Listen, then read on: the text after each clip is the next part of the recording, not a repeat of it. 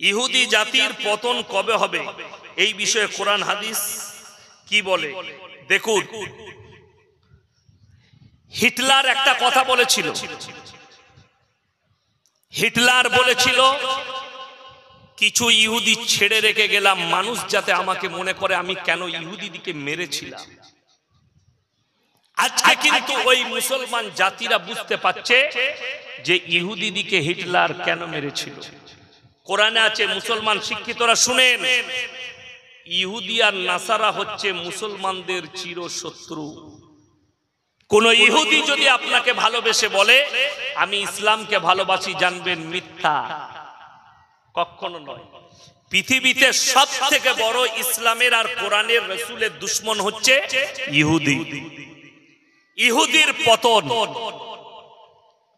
ইহুদিদের যে পতন, আমার ভাই, ইহুদিদের যে পতন হবে সেই পতনটা এত সহজে নয়। গোটা পৃথিবী এই চিঙ্গারির মধ্যে ঢুকবে। আমি এক মাস আগে বলেছিলাম লেবানন জড়িয়েছে, এরপরে খুব তাড়াতাড়ি পরের মাসে ইরান জড়াবে, জড়িয়ে গেছে।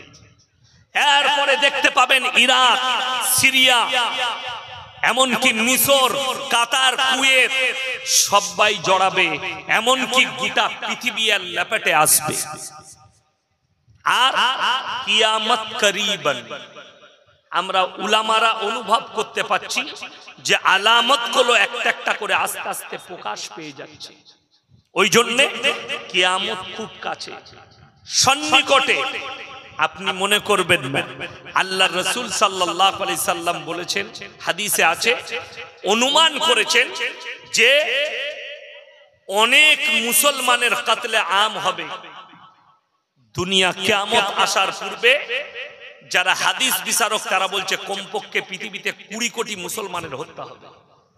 20 কোটি মুসলমানের হত্যা হবে, হত্যা লীলা চলবে। আর এই যুদ্ধ এত তাড়াতাড়ি থামবে না। ভ্লাদিমির পুতিন এসে দাঁড়িয়েছে। আমি দোয়া করব, আল্লাহ রাশিয়াকে ইরানের পাশে দাঁড় করিয়ে দাও, জোরে বলুন আমিন। যেন আমেরিকার পতন হয়, যেন ইসরায়েলের পতন হয়। আমাদের উলামাদের মতে আল্লাহ রাসূল সাল্লাল্লাহু আলাইহি সাল্লাম বলেছেন, কিয়ামতটা শুনে রেখে দেন। আপনি মনে করেন না কিয়ামতটা দমকলের মাঠে হবে, বহরমপুরের মাঠে হবে। গোটা পৃথিবীর মানুষকে আল্লাহ জড়ো করবেন, ওই ফিলিস্তিনের ময়দানটাই হবে কিয়ামতের ময়দান। ওই আল আকসার ময়দানটাই হবে কিয়ামতের ময়দান। গোটা পৃথিবীর মানুষকে আল্লাহ জড়ো করবেন। আমার ভাই, ইমানি তাকত দিয়ে, শক্তি দিয়ে রেডি হন, নিজেদের ইমানকে মজবুত করুন। সকলে জোরে বলুন ইনশাআল্লাহ। ইহুদিদের পতন হবে, দাজ্জাল আসা বাকি আছে হাদিস মোতাবেক। দাজ্জালের আবির্ভাব ঘটবে, পৃথিবীতে বহু মানুষের প্রাণহানি হবে দাজ্জালের হাত দ্বারা। খোরাসান থেকে রাসূলের হাদিস, এমন একটা যোদ্ধা বের হবে যে যোদ্ধাদের সামনে তারা আধুনিক অস্ত্র নিয়ে যুদ্ধ শুরু করবে, পৃথিবীর আর কোন শক্তি দাঁড়াবে না। আর তাদের নেতৃত্ব দিবেন ইমাম মেহেদী। দাজ্জালের যে খতম হবে, দাজ্জালের যে রাজত্ব শেষ হবে, সেটা হবে হযরতে ঈসা মসিহর হাত দ্বারা। কিয়ামতের পূর্বে দাজ্জালের যখন অত্যাচার চলবে, আসরের নামাজে দমস্কের মসজিদে আল্লাহ ঈসা মসিহকে নামাবেন। এই দলটাই হবে ঈসা মসিহর দল, যোদ্ধা। আর দাজ্জালের খতম হবে, কিয়ামতের আলামতগুলো বড় বড় গুলো প্রকাশ পাবে। নাম্বার 1 আলামত যেটা প্রকাশ পেয়েছে, সেদিনে শুনছিলাম পৃথিবীর শ্রেষ্ঠ মুফতি, মুফতি তাকি উসমানী, তিনি বলেছেন কিয়ামত সে পহলে দুনিয়া में হারাম औलादों से भर जाएंगे। মানুষ পরকীয়াকে জায়েজ করে দিবে, লোকের বউকে নিয়ে পালিয়ে গিয়ে জায়েজ মনে করে ঘর করবে। এমনকি বউকে তালাক দেওয়ার পরেও মৌলবীদিকে না জানিয়ে সেই বউকে নিয়ে ঘর করবে। আর সে বাচ্চাগুলো পয়দা হবে, সেগুলোই হবে হারাম औलाद। আর সব থেকে বেশি আমি তালাকটা যেটা দেখতে পাচ্ছি আপনাদের মুর্শিদাবাদ জেলায়, বউয়ের সাথে ঝগড়া হলেই তালাক। এ বুকা, আমাদের মৌলবীদের বউদের সঙ্গে কথা কাটাকাটি হয় না, আমরা ফেরেশতা। কথাটা বুঝতে পেরেছেন না পারেন? এই মৌলবীদের কথা কাটাকাটি হয় না, কথা কাটাকাটি হয়। আমার বিটিকে যখন আমার বিবি চিল্লায়,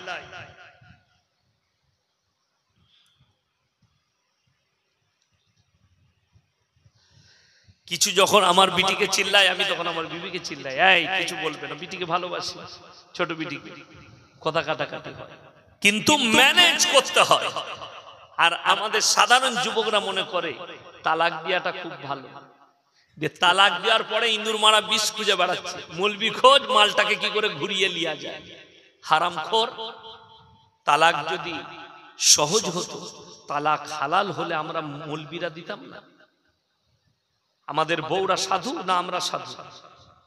সবারই বাড়িতে হাঁড়ি থাকলে ঠোকাঠুকি হয়। ওই জন্য প্রত্যেকটা ভাইকে বলছি, ইমানের উপরে টিকবেন, জোরে বলুন ইনশাআল্লাহ। ইহুদিদের কাছ থেকে বাঁচুন আমার ভাই।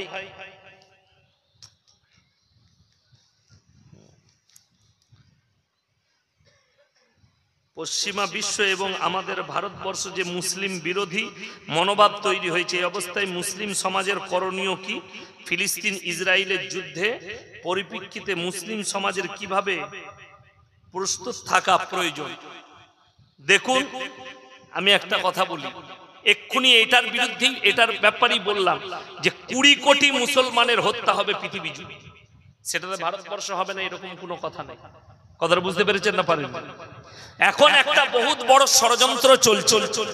আপনি ভারতের ইলেকট্রিক মিডিয়া গুলো খুলে দেখুন, 24 ঘন্টা। আমি গাড়িতে আস্তে আস্তে একজন হিন্দু ভাই, সনাতনী ভাইদের, পণ্ডিতদের বয়ান শুনছিলাম, কে मुसलमान के मस्जिद में घुस घुस कर मारेंगे।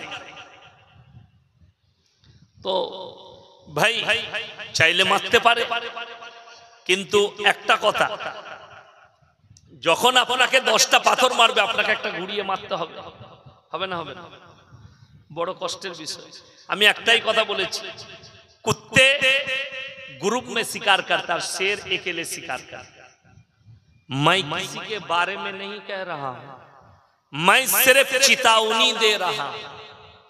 जो सोच रहे हो कि हम ग्रुप में शिकार करते हैं, अगर मर्द है तो अकेले शिकार करके दिखा, आ जाओ। और शेर अकेला शिकार करता है, बोलकर आ जा मेरे भाई। जो सोच रहे हो कुरान को मिटा देंगे, इस्लाम को मिटा देंगे, পশ্চিমী দুনিয়াকে যে মুসলিমরা ফলো করতে চাইছেন, তারা জাহান্নামের পথকে অবলম্বন করছেন, এটা মাথায় রাখবেন। পশ্চিমী দুনিয়া, তাদের কাছে টেকনোলজি আছে, তাদের কাছে নাসা আছে, তাদের কাছে প্রযুক্তি আছে। আপনারা জানেন তারা যে প্রযুক্তি এনেছে আপনার ঈমান ধ্বংস করার জন্য, সেই প্রযুক্তির নামটা আপনি শুনেছেন? সেই প্রযুক্তি একবার ভেবেছেন সেই প্রযুক্তিটা কি? আমার যারা স্কুল কলেজের যুবক যুবতী আছে, তারা কান খুলে শুনে যান, বেঈমান কাফেররা আপনাকে দিয়ে জিনা করাচ্ছে, অথচ আমরা জানি না এগুলো জিনা। সামনে ডিসেম্বর যাবে, জানুয়ারি আসবে, 14ই ফেব্রুয়ারি ভ্যালেন্টাইন ডে। নাম দিয়েছে ভ্যালেন্টাইন ডে, কাজ হচ্ছে জিনা করা। নাম দিয়েছে রোজ ডে, কাজ হচ্ছে জিনা করা। নাম দিয়েছে চকলেট ডে, কাজ হচ্ছে জিনা করা। নাম দিয়েছে কিস ডে, কাজ হচ্ছে জিনা করা। এইগুলো এক একটা জিনা। আপনারা বলুন, আমাকে যদি এক্ষুনি ইমাম সাহেব জিজ্ঞেস করেন কিংবা হাজী সাহেব বলেন আপনার পরিচয় কি, আমি আমার বাপের নাম লুবো না মায়ের বাবা? কথা বলো, কার নাম লুবো? বাবা। আমি যদি হাজী সাহেবকে জিজ্ঞেস করি আপনি কে, ইনি ইনার আব্বার নাম করবেন যে আমি মৃত অমুকের ছেলে। আব্বা যদি মারা, বলবে না? বলবেন। মারা গেলেও বলবে মৃত অমুকের ছেলে। কেন? আল্লাহ রাব্বুল আলামিন মানুষের যে পরিচয় ঘটিয়েছে ওইটা বাপের দ্বারা। জোরে একবার বলুন সুবহানাল্লাহ। আপনাদের এখানে ছাগল আছে না? ছাগলের ছানা হলে কি বলেন? পাঁঠার ছানা না ছাগলে? কথা বলে না? কথা বলে না? ছাগলের গায়ের বাচ্চা হলে কেউ বলে ষাঁড়ের বাচ্চা? কি বলে? গায়ের বাচ্চা বলে। কেন? আল্লাহ জানোয়ারের পরিচয় দিয়েছে মায়ের দ্বারা, আর ইনসানের পরিচয় বাপের দ্বারা ঘটিয়েছে।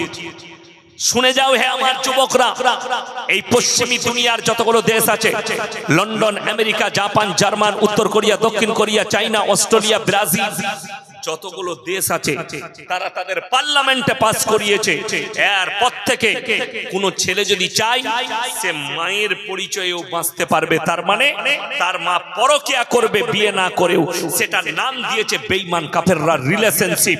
আজকে অনেক কলেজ আর ইউনিভার্সিটির ছাত্র যারা হোস্টেলে থাকে, যারা কলেজে পড়াশোনা করে, তারা রিলেশনশিপে থাকছে। ওই মেয়েটার সঙ্গে আমি রিলেশনশিপে আছি, 2 বছর রইল, একই হোস্টেলে রইল, একই রুমে রইল, তারপরে যখন পছন্দ হলো না ও চলে গেল, আর একটা বাচ্চা চলে এলো, সেই বাচ্চাটা মায়ের পরিচয়ে বাঁচবে, এটারই তারা নাম দিয়েছে রিলেশনশিপ। কিয়ামতের পূর্বে আল্লাহর রাসূল বলেছেন পৃথিবীটা হারাম আওলাদে ভরে যাবে, এইভাবে হারাম আওলাদ গুলো প্রোডাক্ট হবে, এইভাবে প্রকাশ পাবে। আর এই রোগ মুসলমানের কাছে ছুটে এসেছে। মুসলমানদের কাছে কি এসছে? অতিরিক্ত পরকিয়া। মায়েরা শোনো, ওয়ালা তাকরাবুজ জিনা ইন্নাহু কানা ফাহিশা ওয়া সা সাবিলা।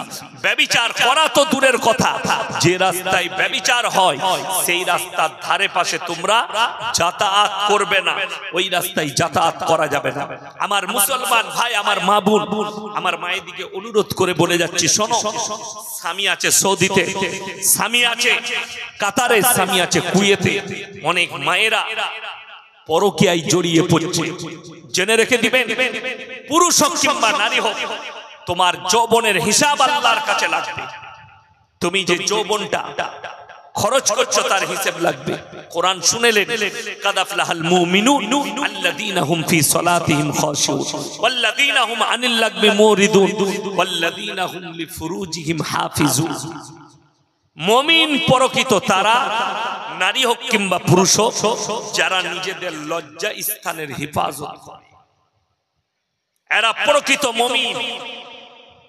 কোন নারী যদি বিধবা হয়, স্বামী মারা গেছে, ছোট্ট বাচ্চা রেখে, সেই বাচ্চার মুখের দিকে তাকিয়ে নিজেকে পবিত্র রেখে সে যদি যৌবনটা ওই বাচ্চার খিদমতে গুজারে দিতে পারে, সেই মেয়েটা পেশাক জান্নাতি। জোরে বলুন সুবহানাল্লাহ।